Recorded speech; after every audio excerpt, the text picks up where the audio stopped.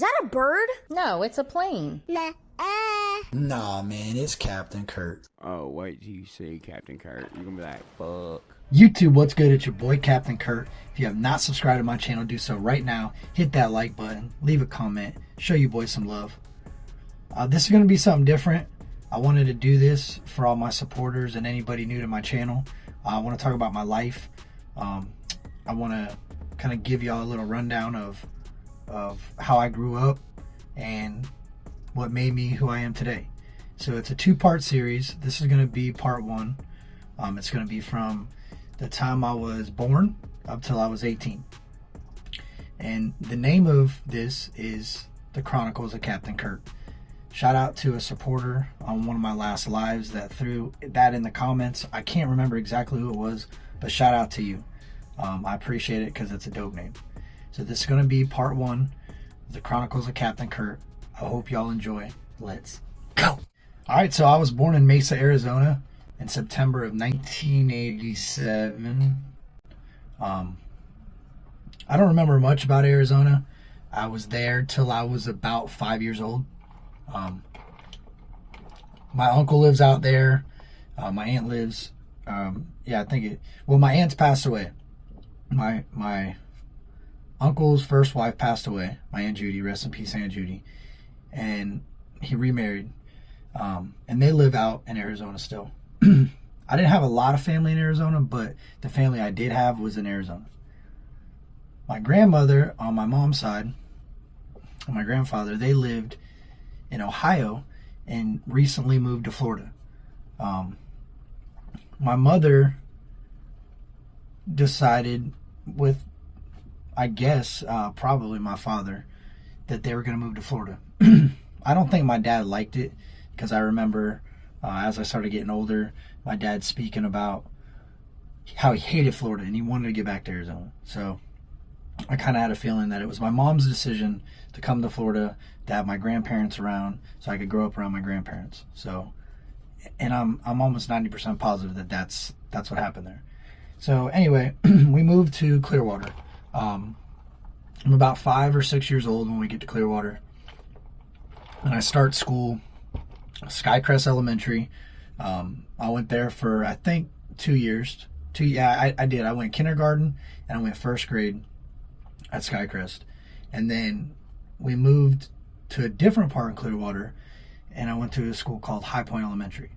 When I moved into, now hold on, let me go back. So my grandparents lived fairly close to us when we lived in Clearwater at the first house when we moved to Florida. And they ended up moving to a different area, and my mom followed. My mom's like, all right, yeah, we'll come out that way too, because there was more opportunity for a bigger yard, and it wasn't in such a populated area. And I'd be able to be closer to my grandparents. You know, my mom is the hardest worker that I'd ever seen, her and my grandfather. Rest in peace to my grandfather, but my grandfather never missed work at all. He didn't miss work. He went to work every day unless they made him stay home because he hurt himself. But other than that, he didn't miss. My mom was the same way. So my grandmother was home a lot of the time. So it was real convenient and good for our financial situation and me growing up to be able to have my grandparents close by that I could stay with them when my mom was working or vice versa. When I moved in, I met a lot of people. When I moved into the new house, I met a lot of kids from down the road. I want to say I was about 8 when we moved in there. And I had a friend next door, Ryan and Stevie were my two first, like, solid homeboys, you know what I mean, growing up. And it was fun growing up with them, man. Corey, Stevie, Danny, Kenny, Matt, Ryan. It was a great childhood. They all played baseball, and Corey was really good at it. So we went and played sandlot baseball every day. Like, we would get off the bus, baseball. We would go home, go to sleep, wake up, go to school, baseball. It was nonstop baseball. You know, we would play manhunt all hours of, we would all get together in the neighborhood and we'd play manhunt through the neighborhood. And we knew everybody in the neighborhood, so your kids were pretty much safe anywhere they went. It was dope. It was a good childhood, I'll say that. My father was very absent in my childhood. My mom left my father, I think, when we lived in the first house in Clearwater. Pretty sure, if I remember correctly. And then she didn't actually kick him out until we moved to the second house because she couldn't put up with it anymore. My dad would walk around the house naked. He would smoke cigarettes and forget that he was smoking and burn things and piss all over the place. Like it was sad. Alcohol was definitely an issue. Drugs were definitely an issue. My mom was a straight shooter. She didn't like alcohol. She didn't like drugs. Growing up, she despised people that did drugs. I remember being so afraid one time when I was smoking pot when I was younger. We'll get to that, but I remember being so afraid or like she was gonna kill me. And my dad was bad. He was bad. He was toxic, and he lied. A lot of lies, a lot of disrespect. He wasn't really a participant in my life, but what I will say is he was a badass fisherman. Rest in peace to my father. But if there was water and it was fresh water, he'd catch a bass in it. And a lot of the kids in the neighborhood knew that. Redneck Stevie and Corey's dad, he knew my dad could fish. They were saltwater. They went towards the saltwater. My father was a freshwater fisherman, so I kind of followed suit. I liked freshwater. I felt it was more of a challenge. So all the kids in the neighborhood knew my dad could fish. So we fished a lot. We fished, played manhunt, we built forts, we played baseball. I mean, in between not playing baseball, we were fishing. If we weren't fishing, we were building a fort. If we weren't building a fort, we were riding trails in the woods. Like, we were very active outside. Yes, I played video games. When I started to become like 11 and 12, during downtime when I would be home, or if I didn't feel like going outside, I'd play video games. Me and Ryan would play them a lot. The other kids really didn't have an interest in them early on, and that was okay. It was a balance. I went outside, I played video games, I had an understanding of technology. So now I'm about 13, I'm in middle school. I got a lot of friends in the area, but I don't really like, it's hard to explain. I wanted to go to a high school that I was going to be able to be involved with and had a solid baseball team. And I went to Morgan Fitzgerald Middle, and the next school we would go to would be Pinellas Park High. And at that time, my mom went there when she was younger, and the principal, I think it was the principal or the assistant principal, was shot and killed. So I was kind of nervous to go to that school. One, Columbine happened when I was in middle school, so that was very scared. Like, I was constantly worried about that. That was something new. That was something I'd never seen before. So it kind of put a fear into me about schools, that you got to pay attention to everybody. That was where I started developing the ability to really pay attention to my surroundings, really pay attention to what was going on around me, know everybody that's around me, or at least know what they look like, know my situations. It created a paranoia. It did. But I was growing up, I was going, everything was good. I decided that when I was going to graduate middle school and move on to high school, that I was going to take advantage of the school choice program, and I was going to go to Clearwater High. And that was probably a bad decision. Looking back now, that was probably one of the worst decisions I had made early on in my life. And I'm going to tell you why. We're going to get to that. So I go to Clearwater. I've grown up with these kids. Like Redneck Steve and them, they were hunters. I was never into hunting. I didn't really see the purpose of killing a beautiful animal. I would, if I got into a situation where I needed food, but I could go to Wendy's, McDonald's, Publix. I don't feel the need to end something's life because I want to eat whatever. Like, I didn't see it. So they all would hunt, and I liked fishing, but I never really kept the fish. I liked baseball, so we had a common thing there, but that was really it. And I started becoming a different person then, meaning I started being interested in different things. I was very interested in weed early on. About 8th grade, going into 9th grade, I started, me and my buddy would find his dad's roaches and etc., and we would smoke them.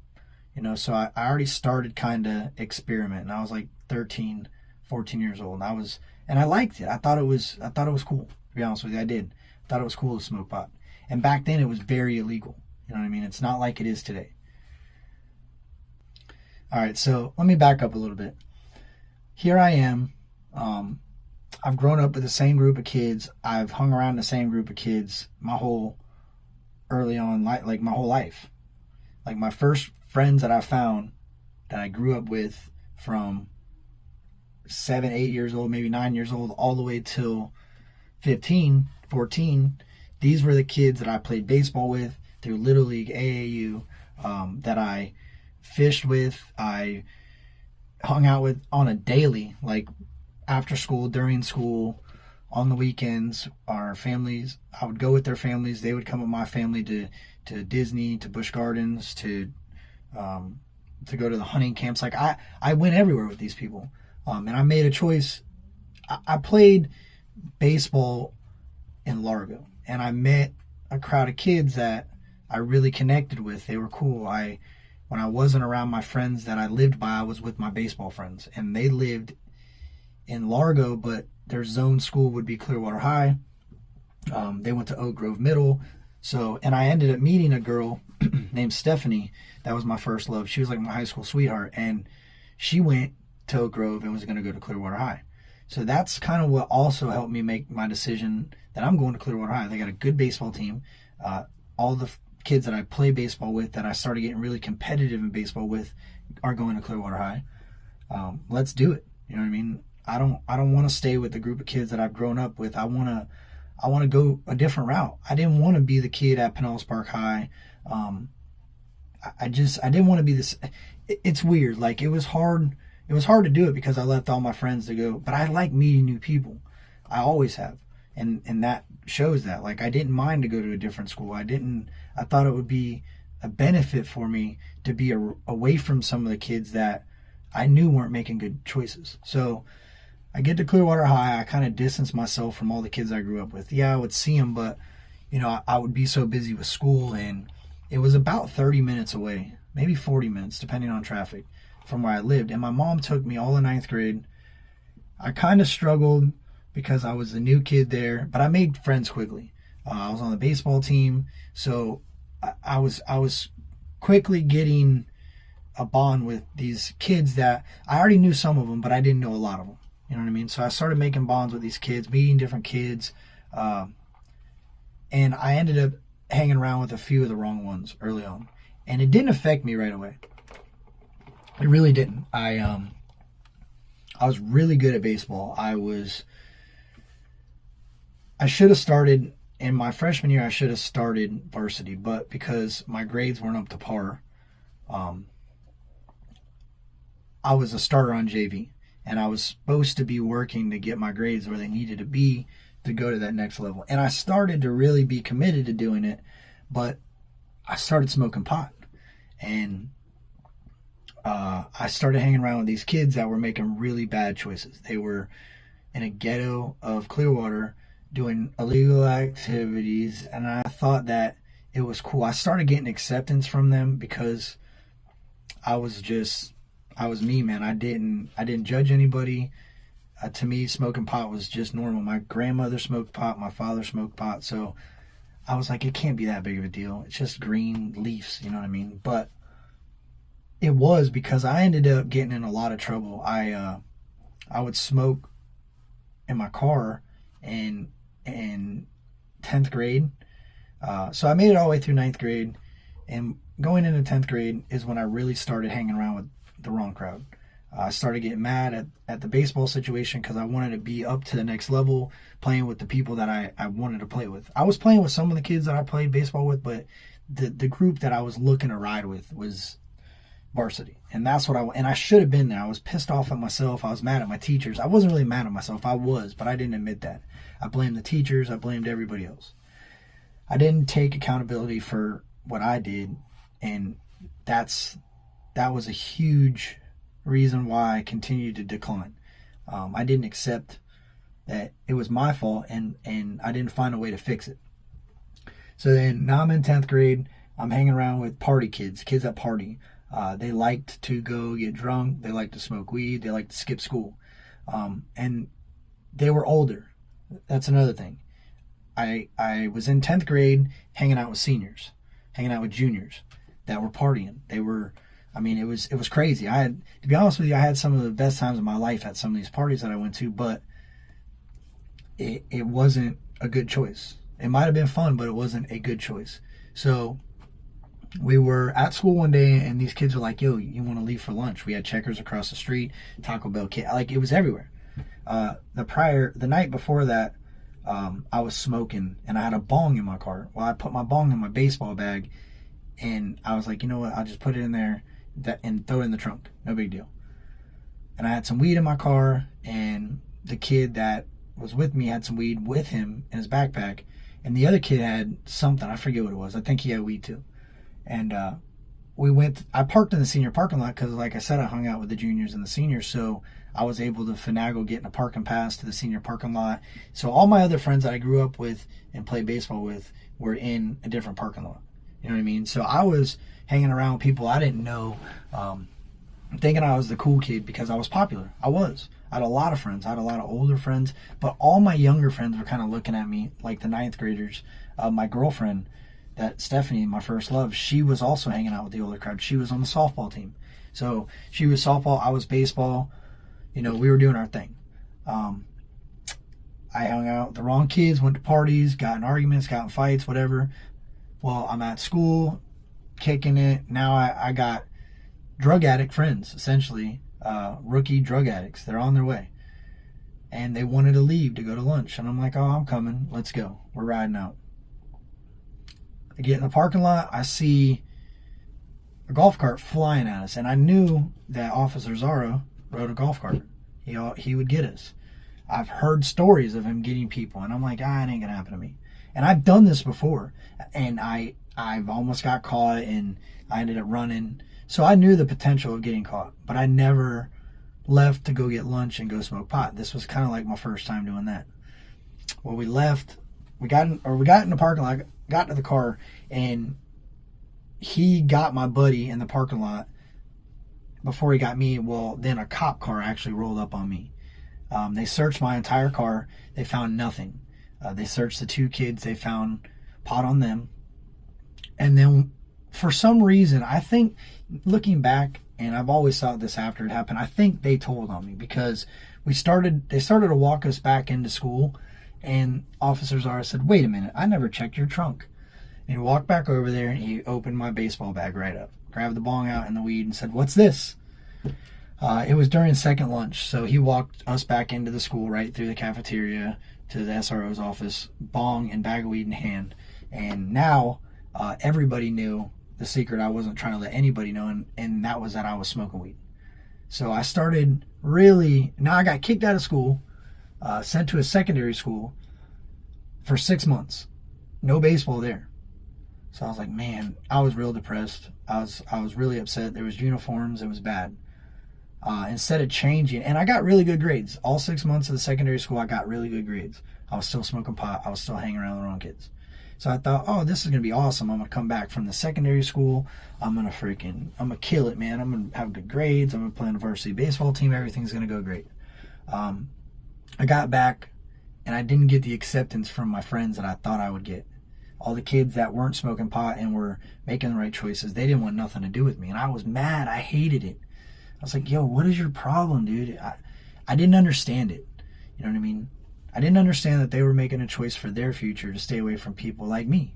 And I respect that. I do. Looking back, then I didn't. Now I do. So now I'm almost in 11th grade. And I'm really making bad choices now. Now I'm back to school. I realize I don't have acceptance from my peers and my baseball team, and I'm mad. And they're moving on from me. They want nothing to do with me. I still was pretty talented at baseball, but I didn't have the outlet. So I did a showcase for a major league team. It was a minor league affiliate, and they liked me. But I didn't keep going. I gave up. I said, well, if I can't play high school baseball, I'm not going to play professional baseball or minor league. Nobody's going to want nothing to do with me. And I gave up. And I dropped out of high school. I said, I'm done with this. I'm not doing this. I didn't drop out right away, though. I started skipping really bad. my mom worked really far from where I went to school at, and it was easy for me to slip out of class and go hang out with my friends and then come home. Like it was bad. I regret that. So now I'm about 17, 16, about to be 17. Yeah, I'm about 17 now. And like I said, I'm making real bad choices. My grades are plummeting because I'm never at school. My mom's starting to figure it out. And I dropped out. I said, Mom, I'm dropping out. I'm not doing this anymore. We better get a job. Oh, I'll get a job. Well, then I would go out and I would meet up with these other kids that dropped out of high school. And we would go look for chicks, go to the beach, smoke pot, blow all of our parents' money that they gave us to go look for a job. How stupid are we? Well, then we started making really bad choices. Like I said, I hung around with kids that partied. Now you have to remember, when I was a freshman, I was hanging out with juniors and seniors. Now these kids are moving out. Like they're going up. They're going to college. They're becoming failures, whatever. So I'm hanging out with kids that are partying. I'm not hanging out with kids that are making good choices. The kids that were making good choices that I hung out with that were older are off to college. Now I started to reach out to them. That's the college parties. I started attending college parties. I started hanging around with older kids that were dabbling more and more into drugs. And then I was coming back to the kids that were younger than me that were all making bad choices. And eventually law enforcement started paying attention to me, and I started getting arrested. Started getting pulled over, possession of marijuana. I started hanging around with the wrong kids, racking up charges. I'm a juvenile, but I'm about to be 18. At this point, I'm now probably on the cusp of being 18. I'm like, all right, about to be an adult. What am I going to do? So I was in denial that I was failing at life. I was not making good choices. My mom was trying. She was a single mom. My dad, she threw my dad out. My dad wanted nothing to do with me. It was a battle, man. It was. I had my grandparents. I had my mom, and my mom was the best mom she could have been. She was a mom and a dad. And my dad, it was rough, man. Like, it definitely played a toll on why I was constantly looking for attention, because I didn't have a father figure in my life. My grandfather was there, but I needed a dad, you know what I mean? And I didn't have one. And I can't blame anybody other than myself for making the choices that I made in my life, but I think it definitely played a role in my mental health. And I was struggling with that too. I'm bipolar, as you can tell. I have severe anxiety, and I think a little bit of ADHD. And they were feeding me this meds at like early on. So at like 15, I was given Xanax, but I didn't know what they were. You know what I'm saying? I had no idea the potential of abuse that was there. I just thought I took these meds to keep my anxiety in check and not stress so much. One day a kid said, "Hey bro, you could get a lot of money for those, right?" I'm like, I'm about 17 years old. Like, no way, dude. No way. Oh yeah, you get $5-6 a piece for them. What? So I started, getting rid of those. And then I started abusing those at about 17 years old. So now I'm abusing Xanax, I'm smoking pot, I'm driving around in a car, I'm partying, I'm making bad choices. At 18, now I'm 18. I put my car in the lake. I almost die. It was time that I started to experience jail, like more than just being a juvenile. I didn't go to jail right away when I put my car in the lake. They waited a long time to come and get me, but I got in a lot of trouble during that time that they hadn't charged me yet. Possession charges. So I had spent time in jail. I was on probation. I lost my license because when you get caught with pot in the state of Florida, they take your license, I think, for 2 years. I think it was 2 years.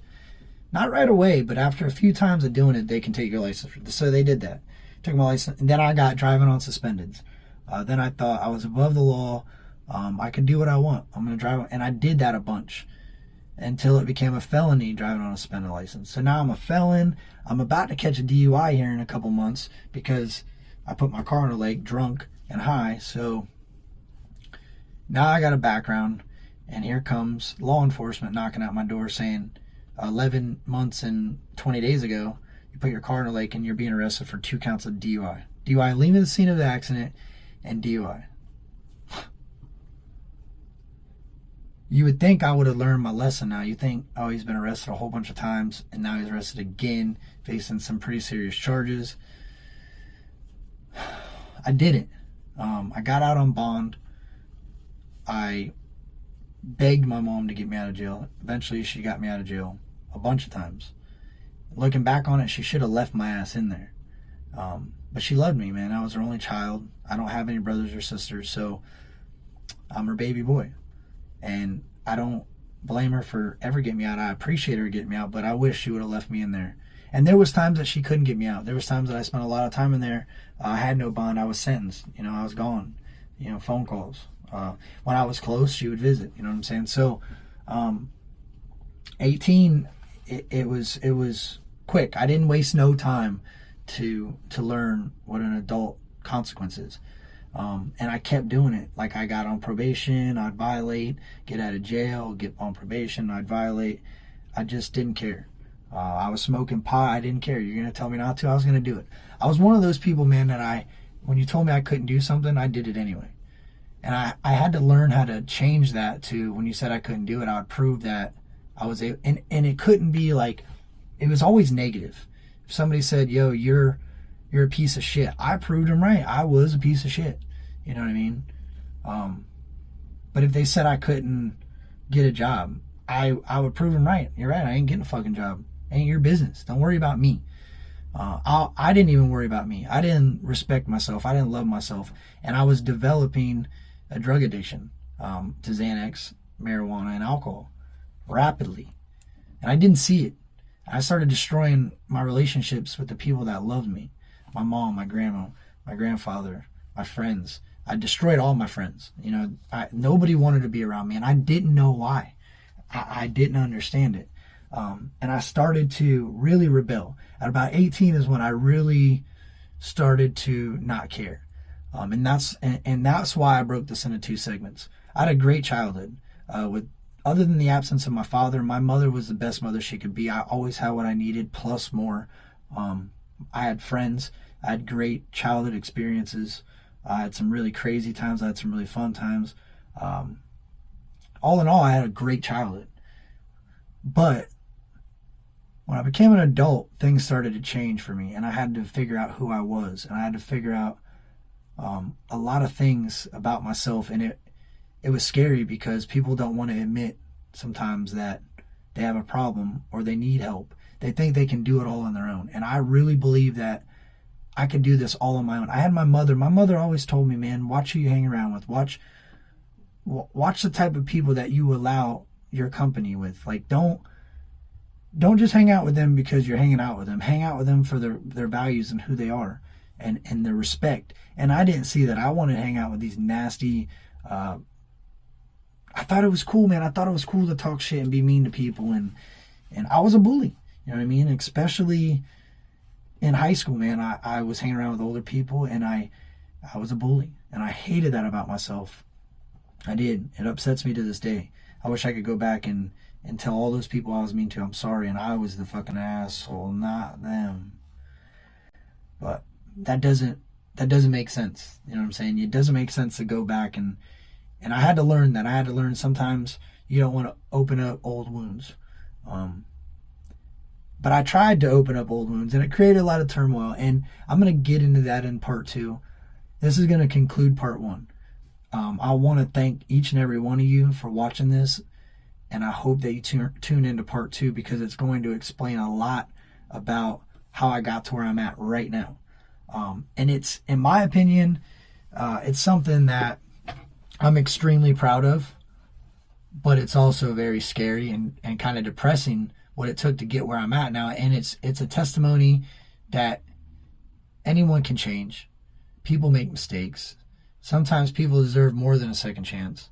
And don't ever count somebody out. I appreciate each and every one of y'all. I love y'all so much. And remember, part 2 should be dropping in the next couple of days. I'm gonna try to get it done soon, and that one's going to it's gonna be a tough one for me to do, but I'm gonna do it, man. I'm gonna do it for y'all. I want y'all to understand that no goal is too big. You can get to your goals. You just have to keep a clean vision. You have to stay on path. You cannot allow anybody to deter you from your goals. I love y'all, and remember, be nice to one another.